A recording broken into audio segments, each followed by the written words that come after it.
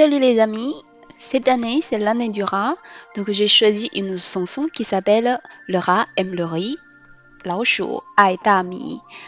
Vous connaissez peut-être déjà, le chinois se compose de pinyin et de hanzi. Les pinyin ce sont des lettres d'alphabet avec les accents qui nous permettent de prononcer les hanzi.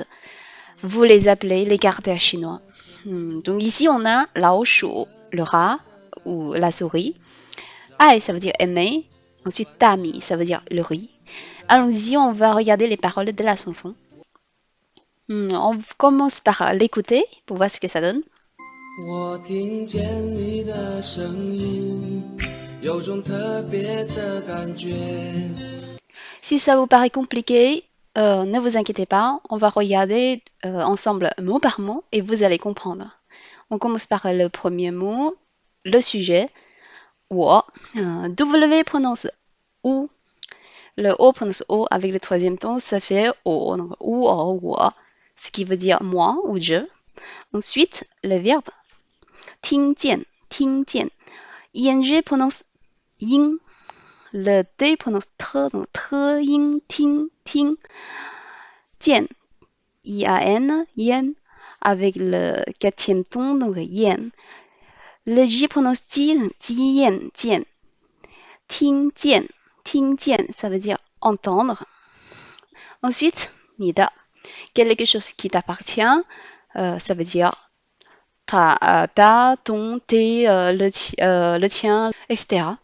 Donc, si vous voulez dire quelque chose qui est à toi, on utilise toujours ni de, parce qu'en chinois, les noms n'ont pas de genre et on différencie le singulier et le pluriel d'une autre manière. Donc, c'est toujours pareil, ni de. C'est la même chose si vous voulez dire quelque chose qui est à moi. Donc, il suffit de remplacer le ni par ce wo. Ça fera wo de. Donc, ça devient quelque chose qui m'appartient. Donc, c'est plutôt simple, non? Donc, comment prononcer? I prononce I avec le troisième ton, ça fait yi. Le N prononce ne, ne, yi, ni, ne, yi, ni. De, ici, c'est le ton neutre. Le E prononce E, E. Donc, de, ni, de, ni, de. Ensuite, on a un nom. SH prononce sh, sh. ENG prononce en, le premier ton. Donc, shi, en, sheng, shi, en, sheng. IN prononce yin. Avec Y, ici, ça fait un ensemble. Ça fait sheng yin, ce qui veut dire la voix ou le son. La phrase complète. 我听见你的声音. J'ai entendu ta voix. On va l'écouter. 我听见你的声音。我听见你的声音. J'ai entendu ta voix. Maintenant, on passe à la deuxième phrase. Pareil, on va l'écouter aussi. 有种特别的感觉。有种特别的感觉. Tout d'abord, 有. Y prononce I. OU prononce O. Avec le troisième ton, ça fait O. Donc, I, O, yo, ça veut dire avoir. Après, 种. ZH prononce zhi. ONG prononce on. Avec le troisième ton, ça fait on. Zhi, on, 种. Ça veut dire une sorte ou un genre. Ensuite, on a un adjectif 特别的. Comment prononcer? Le E prononce E. Après, avec le quatrième ton, ça fait E. Le T, on a déjà vu avec 听见. Donc, te. Ici, IE prononce ye. Avec le deuxième ton, ça fait ye. Le B prononce bo, ye, bie. De, c'est pareil comme ni de. On a déjà vu. Donc, 特别的, quelque chose de spécial ou de particulier.